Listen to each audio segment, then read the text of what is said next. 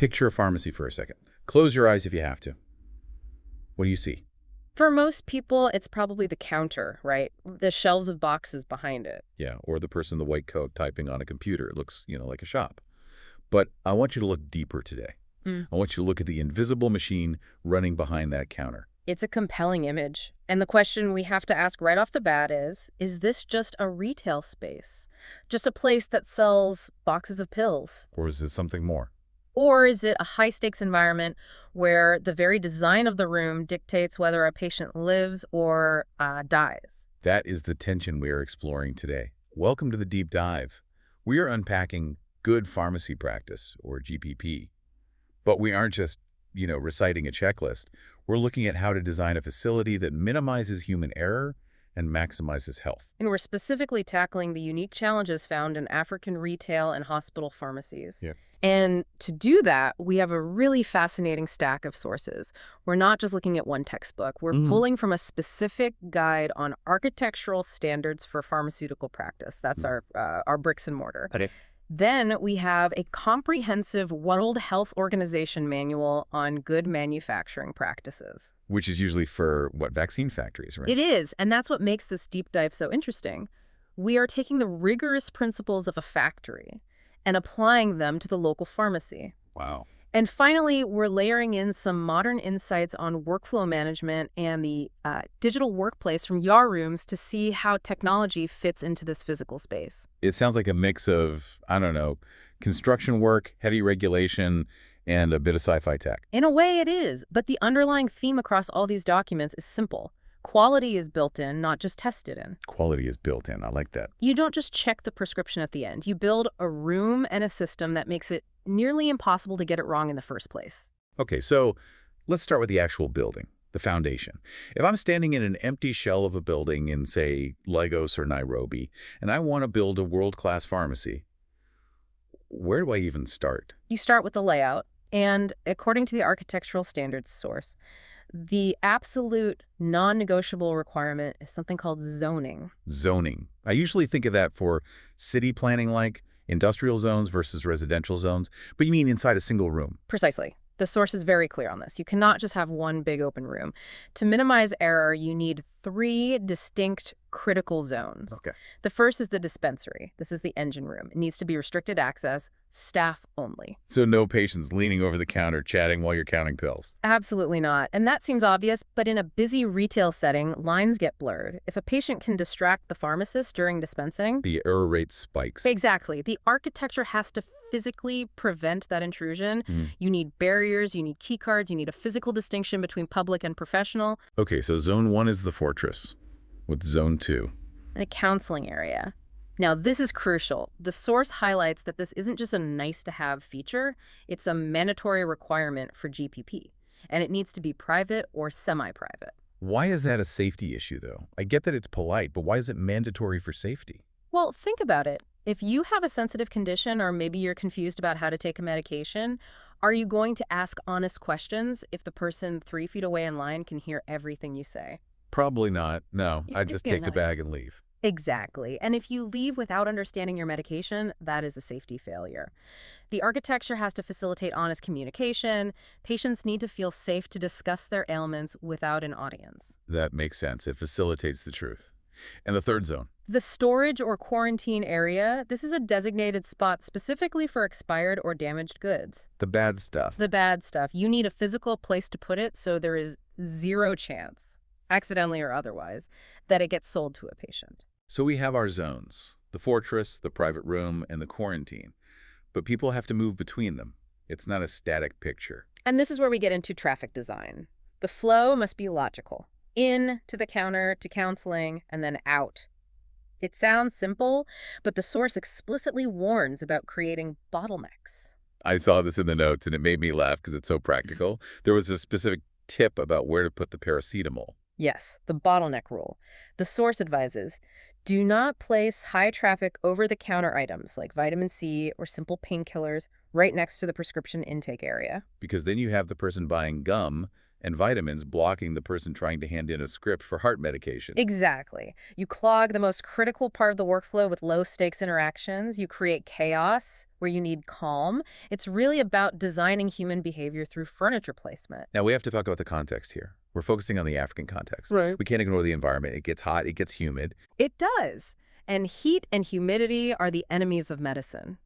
Chemical degradation happens much, much faster in tropical climates. Right. And the source is very strict here. Air conditioning in these regions is not a luxury feature for comfort.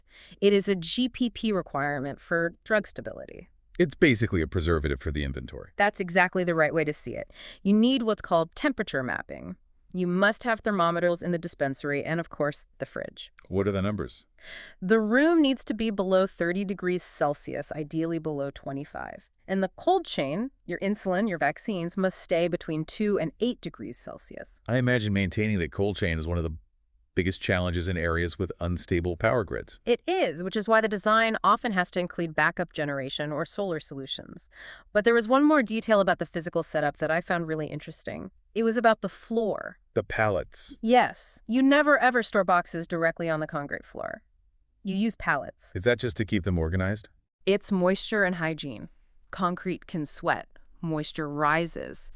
If cardboard sits on concrete in a humid climate, the bottom layer of medicine is ruined. I never would have thought of that. And also, pallets allow you to clean underneath. You can't have a hygienic facility if you can't sweep under the stock. It's such a small detail, but it speaks to that built-in quality mindset. Okay, so we've built the fortress. We have the zones. The AC is humming. The pallets are down. But an empty building doesn't run itself. We need the software. Right. I don't mean computer programs yet. I mean the rules of the road. Exactly. This is where we bring in that heavy hitter source, the WHO Good Manufacturing Practices Guide. I want to push on this a bit. This guide is written for people making vaccines, complex pharmaceuticals. Isn't applying that to a hospital pharmacy a bit? Yeah. Overkill. It feels intense, yes. But the principles of documentation are the backbone of GPP.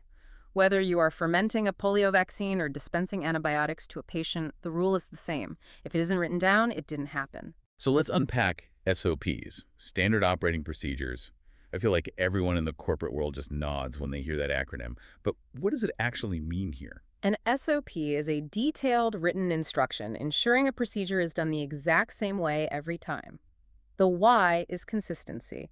Quality assurance depends on it. You don't want the night shift doing things differently than the day shift. So it's a recipe. A very strict recipe. The source breaks down the format. An SOP has to have a title, a scope so, when and where it applies, responsibility, who does it, materials, and then the procedure, step by step. It takes the guesswork out of the job. And it reduces cognitive load.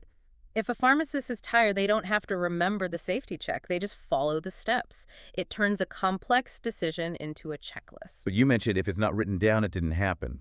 That brings us to records. Yes, data recording. You can't just say, I checked the fridge temp. You have to prove it. The source talks about data record forms, checklists, or blanks for raw data. And here is a tiny detail from the WHO source that tells you how serious this is. No erasures. No erasures, like no whiteout. None. It is effectively forbidden. If you make a mistake on a manual record, you cross it out with a single line, so the original mistake is still readable. Write the correct data next to it and initial it. That seems incredibly strict. Why not just make it look clean? Because in a high-stakes environment, clean can mean hidden. If you use whiteout, you are destroying data. Why was it changed? Who changed it? Was it a genuine mistake, or was someone covering up a temperature spike that ruined a batch of vaccines? You need traceability. You need traceability. It's all about integrity. It actually reminds me of the quarantine zone we talked about. How do we make sure everyone knows what's quarantined and what's for sale? If I just put a box on a shelf, someone might grab it by mistake. Visual management. The source describes a sticker system, which is fantastic for any pharmacy. It's a traffic light system. Okay. Yellow means quarantine, or if receiving its status is in limbo, not yet checked. Green means released. It has passed inspection and is safe to sell. And red. Red means rejected, do not touch, do not sell. Yellow, green, red. It bypasses language barriers, too. You don't need to read the fine print to know that a box with a giant red sticker shouldn't be given to a patient. Exactly. And it supports the final concept from this section, independent quality control. What does that mean in practice? Well, in a manufacturing plant, the person making the vaccine isn't the person testing it. You separate production from quality control. Right. In a retail or hospital setting, this translates to separating the dispensing pressure from the checking pressure. The person counting the pills shouldn't be the only one verifying the label. You need that second set of eyes. You need that second set of eyes. Or, if you are a solo pharmacist, you need a distinct mental separation, a pause between doing and checking. You have to critique your own work as if you were a stranger. So we have the building and we have the rules. But a pharmacy is a busy place. Things are moving, prescriptions, information. How do we manage the traffic of tasks? This brings us to our third area, which the sources refer to as workflow management systems, or WFMS. This sounds a bit more abstract than stickers and pallets. What exactly is a WFMS? Think of it as the infrastructure to set up, perform, and monitor a sequence of tasks. It's about moving information. A prescription is basically a piece of information that needs to travel through several stages. The source mentions two types, human-centric and automated. Right. Human-centric is routing a document, like a physical script, from one person to another. Automated handles things like data transfer without a human touching it. But what I really like about this source are the metaphors it uses to explain the roles within a system. Yes. The traffic policeman. Exactly. The traffic policeman represents the routing function. Its only job is to move info from point A to point B. It doesn't change the prescription, it just ensures it gets to the right station. So in a software sense, this is the program sending the order from the doctor's input to the pharmacist's screen. Correct. And then there's the cox, like in a rowing boat. Cox. The cox, this is the distribution system. The cox steers the boat and, balances the effort. In a pharmacy workflow, this system notices if one pharmacist is swamped with 50 orders while another is free.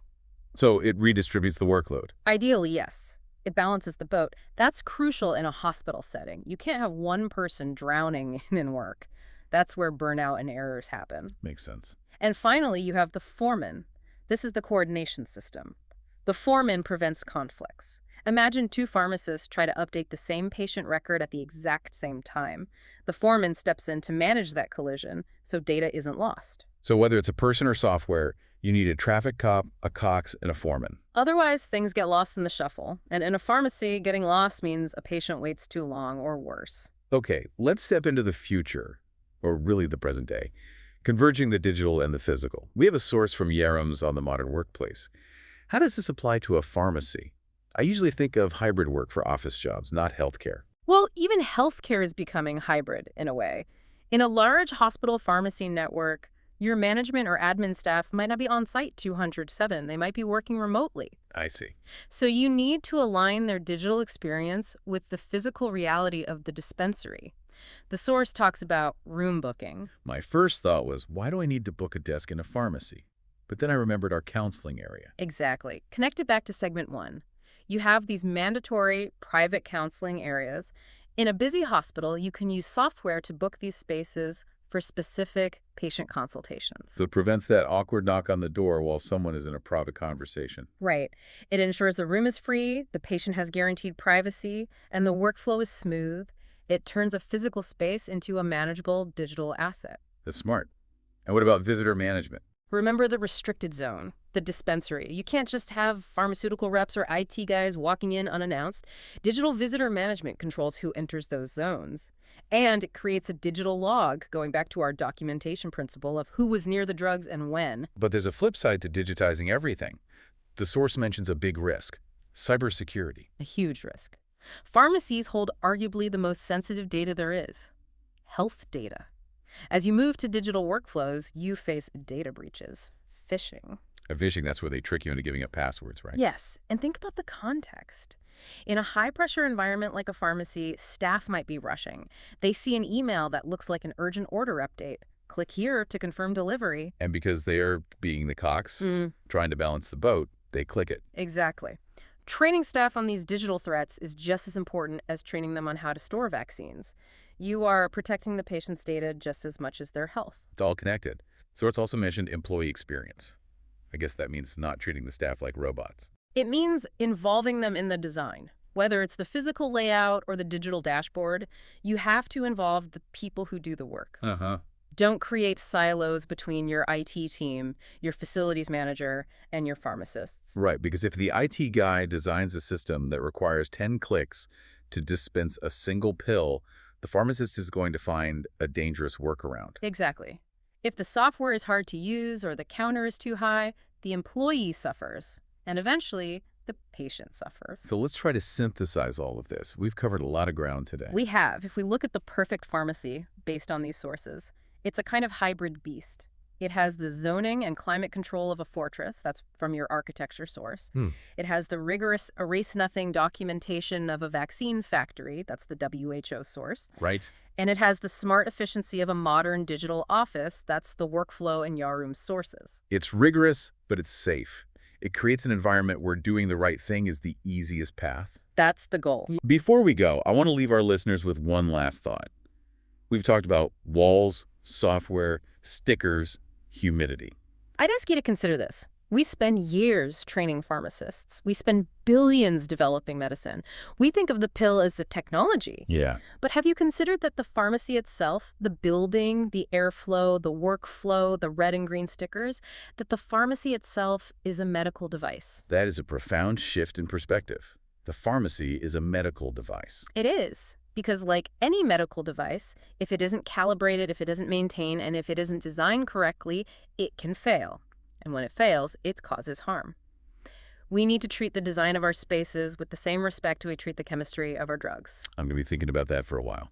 The room is part of the prescription. Thank you to our expert for unpacking all this, and thank you to you, the listener, for joining us on this deep dive into the invisible machine behind the counter. Until next time.